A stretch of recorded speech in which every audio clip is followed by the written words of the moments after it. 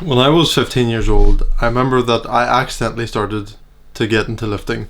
I think it was when I found an adjustable dumbbell, one where you can even take the handle off, and I took the handle off, put all the weights in the middle, and then used both ends of the one dumbbell, which would end up having no handles. And so I would be curling, holding the raw iron, curling maybe 4 kg or something really, really light.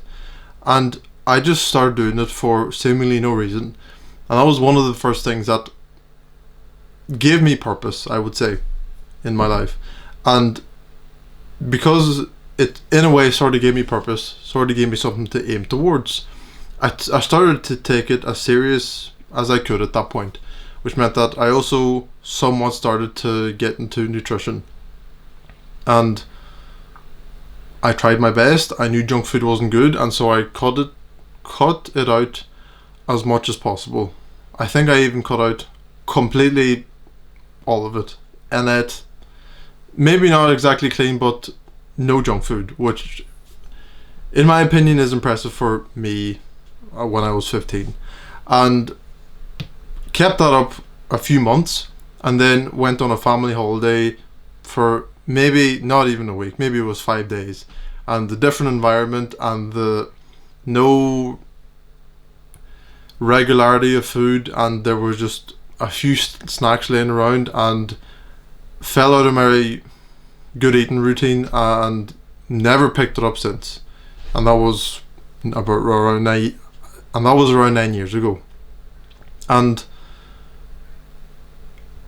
after all this time, well, not after all this time, throughout all that time, I knew exactly, without a shadow of a doubt, that this junk food that I'm eating is bad for me. But I don't know if it was care, I don't know if it was ability, but I did not quit it, even though I knew that I should have. And of course, there's absolutely the possibility of me relapsing or just eating junk food because I choose to. Although that is a possibility, I can confidently say that I've quit junk food because if a craving comes up, I very consciously choose to not eat any junk food. And that's a huge achievement, because an addiction literally feels like that you get an urge, you don't want to carry out with it, you don't want to follow through with it, but you do anyways without even thinking. It's like your brain literally shuts off for those few minutes while you carry out the bad habit loop and then indulge in the bad habit again. And so after all this time, I finally cut out and stopped one of the bad habits that has plagued me worst in my life personally. I've cut it out and I feel exactly the same. I don't feel extraordinary. Perhaps my health is better, my energy is better, I feel better about myself, but nothing life changing. See, I want to say nothing life changing because I feel okay, I feel neutral right now. But of course, it's hard to compare when it's a gradual change out of something bad like this. So I feel the same because it was a gradual change, and I'm now acting in line with the identity that I saw myself in for all this time. So when I don't eat junk food anymore, I think to myself, of course I'm not eating junk food. I know it's not good for me, which is something I knew over 9 years ago. And I feel the same. It's not, I want to say it's not life changing because there's still other stuff to do, and it just saves me not wasting time, and leaves me with more mental energy and more time to do things. And one of the things I realized after I one of the things I realized after I thought to myself that I officially quit junk food is that it's hardest when you're hungry, which is sounds so stupid, but but think about it really. You're used to I was used to eating some amount of food, feeling maybe not 100% full or maybe quite full, but I still want some sort of mental stimulation from something sweet. And so I eat a whole meal and then I somehow have room to snack. But now, again, I'm saying it and it sounds so dumb to say it, but it makes sense and it's so easy to skip over. There's been times where I've eaten and then I feel the room and I feel the urge to snack, and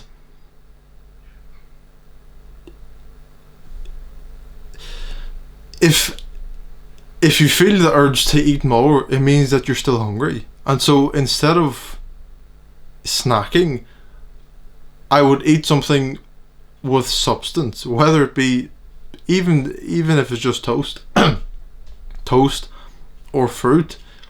That kind of those sort of things actually fill me up, and so it makes sense to eat something substantial when you're hungry. I felt the need to make that point, but having made it, it sounds so obvious that it sounds so obvious that it feels dumb, but it's so obvious that people skip over it, including me. Absolutely, I absolutely skipped over it way too many times, and it's very understandable because, of course, it it's I would say it's a psychological barrier. Maybe I would say barrier because after, of course, you've eaten a meal, it doesn't make sense to want to eat more, but so it's overcoming that psychological barrier. I would say is quite a big thing. Secondly, again, this is a thing that I really didn't think about, and this only came to mind very recently, and made me sort of somewhat change my perspective on food. And it's that the desire of eating something quick, not even junk food specifically, but eating something quick comes because it is easy to eat, and it is nearly fully prepared already. But with junk food, it is. With quick food, something like a pot noodle, I don't know, or something, heat up on the microwave or throw in the oven, something like that. Something like that is so quick that your brain automatically goes to that when you're hungry. And it's really interesting because a lot of these sorts of things, these sorts of foods or meals that you end up eating when you just impulse, when feeling a bit peckish, for example, they're sorts of things that you would nearly never think about if you're not that hungry, and you only go to them again because they're easy.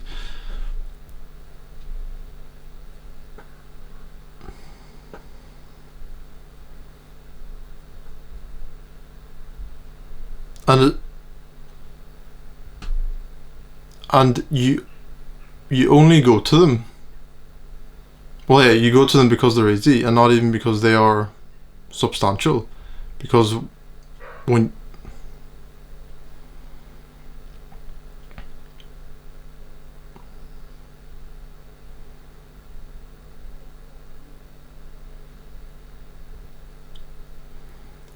you want something substantial, no.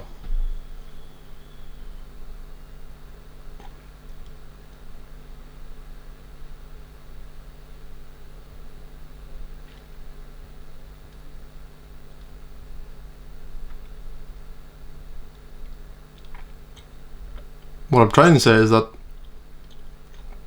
your brain shortcuts to whatever is fastest and easiest. And I think about it.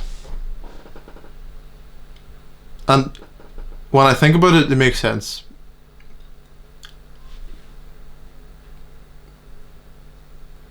Because when you're hungry, you're not going to think about making food. You're going to think about eating food.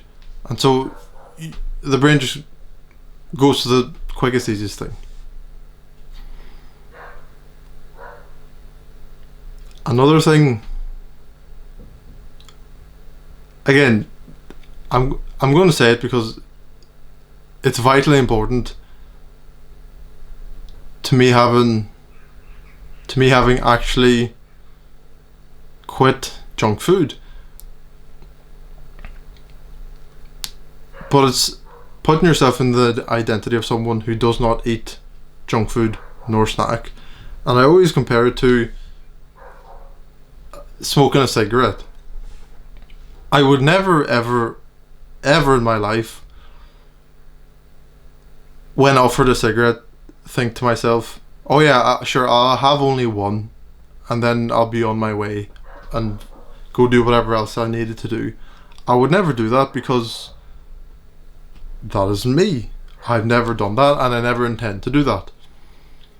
And so in the exact same way with junk food, sometimes I see something or have a thought or urge to eat something and I know it's not good for me, so I never immediately think that I'm going to have a lot of it. But I think to myself, I'm going to have some of it. But then I think to myself, if I was offered a cigarette, I wouldn't take it. And so if I'm offering myself, in a way, offering junk food, why would I take it if that's not me?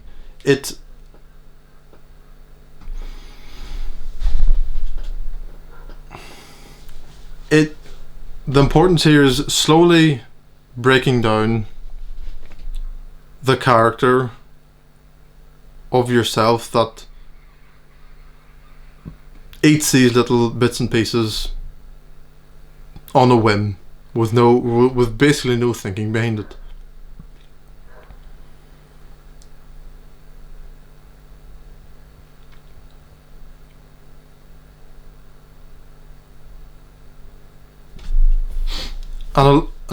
And not only breaking down this old character, but of course building up this new character of yourself. And I think about it, and all of these points are important and what led to my success, but this one I think about especially much, because thinking about your actions, your habits, and your character over your lifetime. Some things you just do because you've always done them. You would never, with visualizing, or if you're trying to plan your day ahead, you would never imagine yourself waking up in the morning and not brushing your teeth. That's something you've always done. You know it's good for you, and so why would you stop?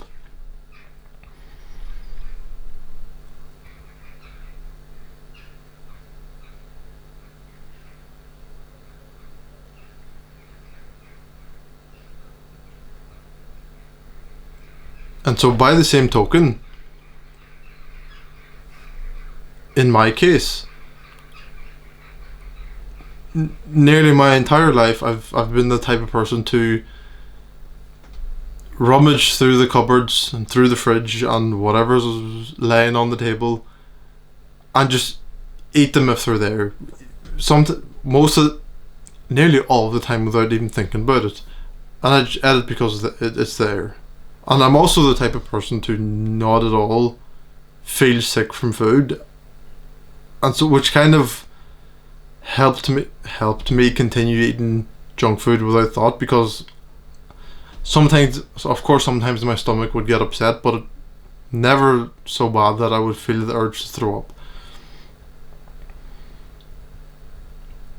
And so having this identity and seeing myself as this type of person to go ahead and eat whatever because I'll be fine. And especially also given the fact that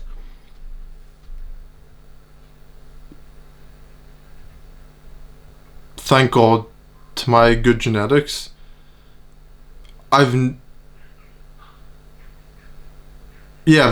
very, very confidently say that with near certainty, maybe exact certainty, I've never been overweight in my life, and I've never been overweight in my life, even though I've spent nearly all of my life not caring about what I eat. Well, caring but not controlling. And so given the fact that either fast metabolism or whatever else it may be that led me to maintain a good physique all these years, that also led me or made me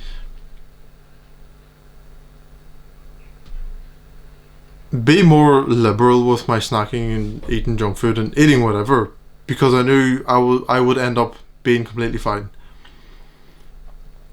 And so given all these things,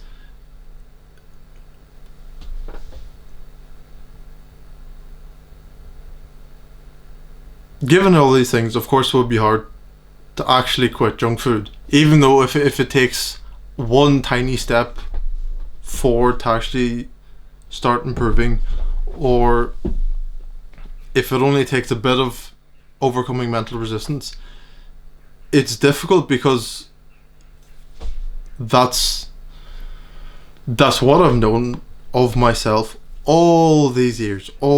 That's what I've known myself to do. And so breaking that down, of course, is difficult. And it's interesting that you break down this view of yourself,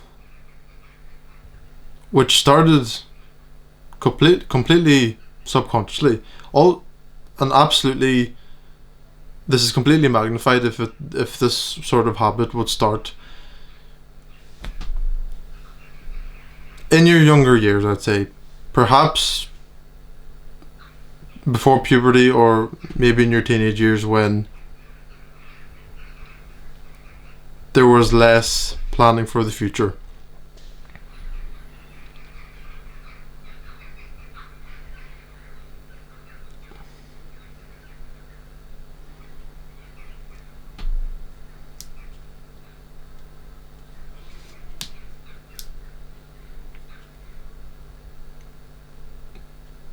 And as I speak right now,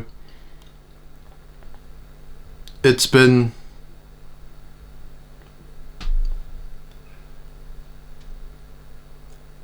a month, nearly 2 months. Yeah, nearly 2 months. Maybe, yeah, nearly 2 months that I've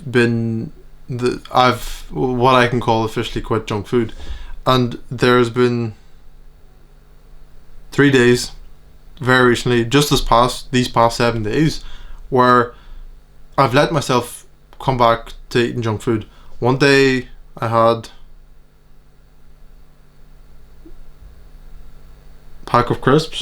a big pack of crisps. Another day I had two big bags of crisps and 2 ice creams, and then actually a day before I had a tub of ice cream. The specifics aren't important, but at the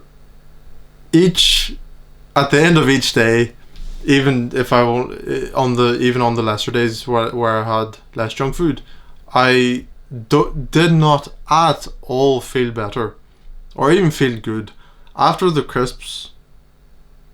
Only the 1 pack of crisps. My stomach was somewhat upset the rest of the day. After I had the 1 tub of ice cream, my stomach was okay, but my mouth stank and I felt it. And then after the all out kind of quite bad day,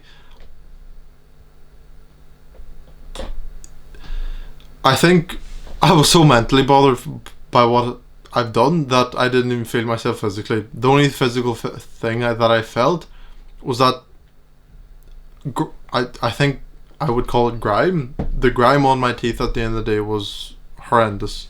Horrendous.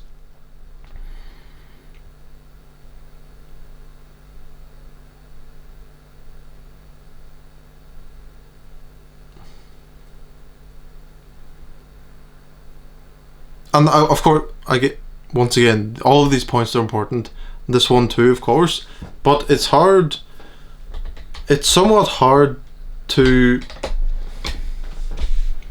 explain the importance, because I've felt worse physically and absolutely felt bad mentally after eating junk food for a few years now. Maybe not a lot of years, but a few years. I felt worse after eating junk food, but it was never a good enough reason to stop. I think there's some deeper maybe issues, perhaps just not caring and not wanting to go, not thinking too deep into it and just continuing. But as I think of it right now, I think the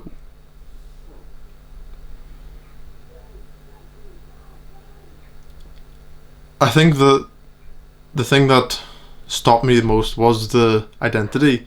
The fact that I've done this all my life and now I have to stop it was, again, I want to say difficult, but it wasn't difficult. It was just taking one step forward and then seeing how much better things are when I don't stuff my filthy face, not filthy, when I stuff my face with all kinds of junk.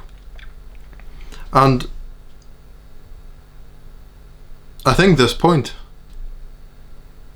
that I'm about to make is, maybe not anti-point, but is one of the arguments that I've had in my own head the most, when even during this nearly 2 months of not eating junk food, and definitely a lot of the times when I tried to make myself not make, I tried to stop eating junk food in times before, I absolutely contemplate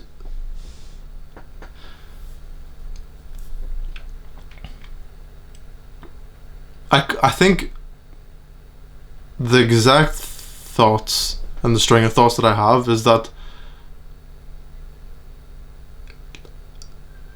life is not enjoyable if I cannot eat junk food. Something along the lines of that. I think so far into the future that I don't even tackle the issues and deal with the bad habits that are occurring today and right now. I think so far into the future that it cripples any chance of getting 1% better today. And once again, that only happens. This ties into one of the points I made earlier, which is that it's hardest to quit. It's hardest to reject junk food when you're hungry. And so during those times when I'm hungry and I want to eat junk food, I start contemplating if life would be enjoyable if I didn't have junk food. But then I would boil some eggs and make some toast, and then I would realize that I don't think about it, I just move on, thankfully, because that is a hilariously overdramatic train of thoughts that I have, to think that life isn't enjoyable if I don't eat junk food.